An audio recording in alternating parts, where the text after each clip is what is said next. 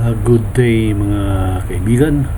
Ito po ay ang ating part 3 ng ating video tungkol po ito sa Cagayan Rio de Oro Boulevard, na kung saan nga po ito ay located somewhere in Cagayan de Oro, dito po sa probinsya ng dito po sa Mindanao, Philippines.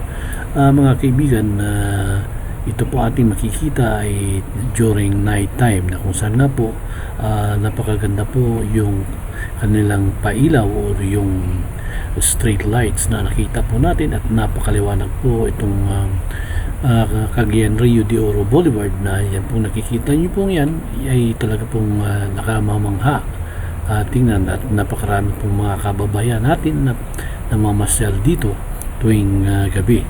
So yan po mga kaibigan, ngayon kung meron po kayong chance na makapamasyal dito, lalong-lalo na yung mga taga Cagayan de Oro, ay pumunta po kayo rito, mamasyal at mag-exercise, at tingnan po ninyo, i-witness po ninyo ang napakagandang view dito po sa Cagayan Rio de Oro Boulevard.